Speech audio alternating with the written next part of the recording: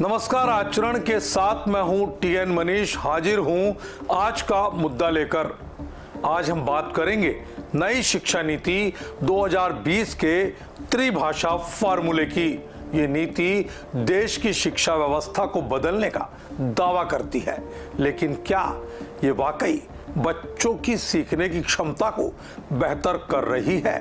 क्या मातृभाषा में पढ़ाई से लिटरेसी और आत्मविश्वास बढ़ा है? और क्यों दक्षिणी राज्यों और महाराष्ट्र में इस नीति को लेकर विवाद जारी है?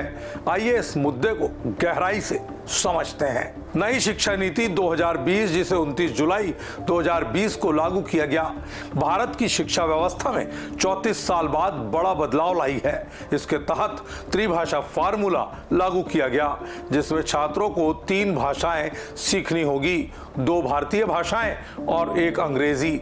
नीति कहती है कि कक्षा 5 तक और जहां संभव हो सके कक्षा 8 तक पढ़ाई मातृभाषा या क्षेत्रीय भाषा में होनी चाहिए। इसका मकसद है बच्चों को अपनी भाषा में बेहतर समझ देना और उनकी सांस्कृतिक जड़ों को मजबूत करना। लेकिन क्या ये नीति हर जगह एक समान लागू हो रही है? मातृभाषा में पढ़ाई को बढ़ावा देने का दावा है कि ये बच्चों की समझ को आसान बनाता है। अध्ययनों से पता चलता है कि जब बच्चे अपनी मातृभाषा में पढ़ते हैं तो उनकी सीखने की गति 20 से 30% तक बढ़ सकती है।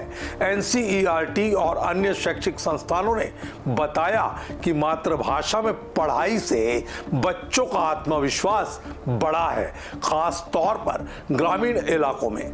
कक्षा में उनकी भागीदारी भी 15 से 20% तक बढ़ गई है।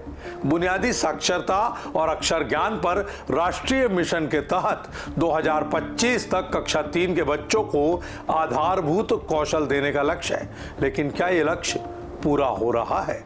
अलग अलग राज्यों में इस नीति को लागू करने के तरीके अलग हैं।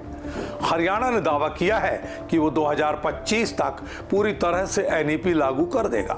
उत्तर प्रदेश और गुजरात जैसे हिंदी भाषी राज्य त्रिभाषा फार्मूले को लागू करने में तेजी दिखा रहे हैं, जहां हिंदी, अंग्रेजी और एक क्षेत्रीय भाषा पढ़ाई जा रही है। लेकिन दक्षिणी राज्यों में स्थिति अलग है। तमिलनाडु, कर्नाटक और केरल जैसे राज्यों ने इसे हिंदी थोपने का आरोप लगाकर इसका विरोध किया है। तमिलनाडु 2 भाषा नीति तमिल और अंग्रेजी पर कायम है। दक्षिणी राज्यों, खास तौर पर तमिलनाडु में त्रिभाषा फार्मूले का भारी विरोध हुआ है। वहां के नेता जैसे MK स्टालिन कहते हैं ये नीति तमिल भाषा और संस्कृति को कमजोर करती है। कर्नाटक में पूर्व मुख्यमंत्री सिद्धारमैया ने कहा, कन्नड़ हमारी मातृभाषा है, तीसरी भाषा की जरूरत नहीं।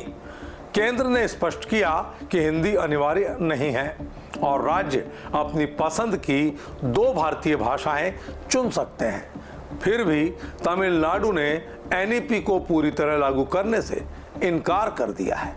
महाराष्ट्र में भी त्रिभाषा फार्मूले को लेकर विवाद की स्थिति है। बीजेपी सरकार ने अप्रैल 2025 में कक्षा 1 से 5 तक हिंदी को अनिवार्य तीसरी भाषा बनाने का फैसला किया, लेकिन भारी विरोध के बाद इसे वापस लेना पड़ा। स्थानीय लोग मराठी को प्राथमिकता देने की मांग कर रहे थे। महाराष्ट्र अब CBSE पाठ्यक्रम के साथ NEP लागू करने की कोशिश कर रहा है, लेकिन स्थानीय भाषा को प्राथमिकता दे रहा है।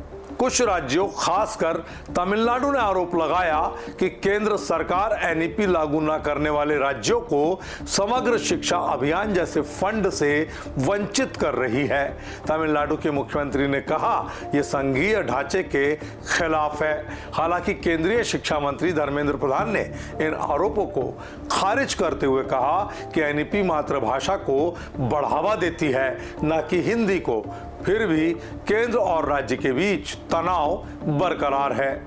अभी तक देश के 20 राज्य NEP को पूरी तरह या आंशिक रूप से लागू कर रहे हैं। हरियाणा, उत्तर प्रदेश, गुजरात और कर्नाटक जैसे राज्य इसे तेजी से लागू कर रहे हैं, लेकिन तमिलनाडु और पश्चिम बंगाल जैसे राज्य अभी भी पूर्ण सहमति में नहीं आ पाए हैं। इन राज्यों का तर्क है कि शिक्षा समवर्ती सूची में है और उन्हें अपनी भाषा नीति चुनने का अधिकार है। केंद्र का कहना है एनईपी लचीली है और राज्यों की स्वायत्तता का पूरा सम्मान करती है। तो सवाल यह है, क्या त्रिभाषा फार्मूला देश को एकजुट करेगा या और विवाद बढ़ाएगा?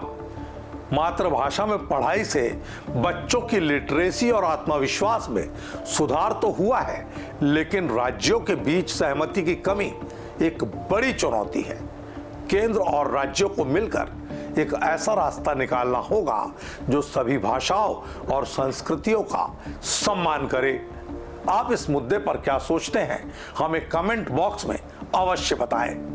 आपसे फिर मिलेंगे एक नए मुद्दे के साथ। मुझे दीजिए इजाजत और आप बने रहिए आचरण के साथ। नमस्कार। देश दुनिया की सभी खबरें देखने के लिए जुड़े रहिए आचरण न्यूज से। आचरण न्यूज, हर कदम आपके साथ।